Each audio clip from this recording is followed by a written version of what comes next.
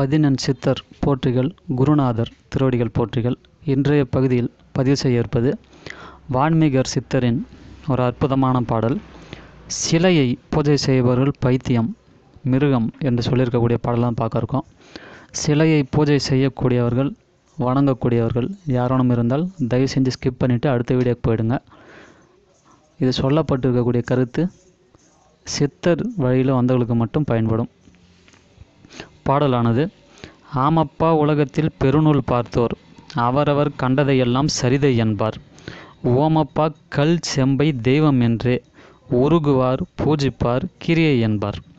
வாமப்பா யோகம் என்று கனி காய் தின்று வாய் பேச ஊமை போல திருகுவார்கள். காமப்பா ஞானம் என விண்டு மேலும் காக்கை பித்தன் மிருகம் போல் சுற்றுவாரே. இதில் சொல்ல இருக்கக்கூடிய இலக்கண வார்த்தைகள்: சரிதை என்றால் சரித்திரம், வரலாறு; பூஜிப்பார் என்றால் வணங்குதல்; பித்தன் என்றால் பைத்தியக்காரன் என்று அர்த்தம். இதற்கான அர்த்தம்: ஆமப்பா உலகத்தில் பெருநூல் பார்த்தோர் அவரவர் கண்டதையெல்லாம் சரிதை என்பார். தடிமனான பெரிய பெரிய புத்தகங்களை படிச்சுட்டு அவர் கண்டதையெல்லாம் வரலாறு என்று சொல்லுவாங்க. ஓமப்பா கல் செம்பை தெய்வம் என்று உருகுவார் பூஜிப்பார் கிரியை என்பார். கல்லையும் செம்பையும் வைத்து பூஜை செய்து வணங்குவதே கிரியை என்பார்கள். வானப்பா யோகம் என்று கனிக்காய் தின்று வாய் பேச ஊமை போலே திருகுவார்கள்.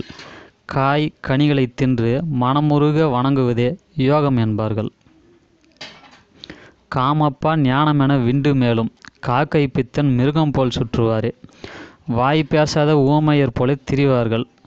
காம வயப்பட்டு அதனையே ஞானம் என்று கூறிக்கொண்டு காகம் போன்றும் பைத்தியம் போன்றும் மிருகங்கள் போன்றும் சுற்றி திரிவார்கள் என்பது இதற்கான அர்த்தம். இந்த வீடியோ உங்களுக்கு பயனுள்ளதாக இருந்ததுன்னா ஷேர் பண்ணுங்கள், சப்ஸ்கிரைப் பண்ணுங்கள்.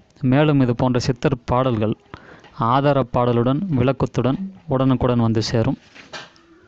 கூடுமான வரை இந்த சரியை கிரியை யோகம் ஞானம் என்ற இந்த விஷயத்தில் இந்த பாடல் புரியாதவர்கள் தயவுசெய்து திட்டாதீங்க. இதுக்கு முன்னாடி நம்ம வீடியோவில் சரியை கிரியை யோகம் ஞானம் என்றால் என்ன, அதை பற்றி வான்மீகர் சித்தர் என்ன சொல்லியிருக்கார் அப்படின்றத ஆதாரத்தோடு போட்டிருக்கோம். அதை பார்த்துட்டு அதுக்கப்புறம் இதை பாருங்கள், பயனுள்ளதாக இருக்கும். நன்றி.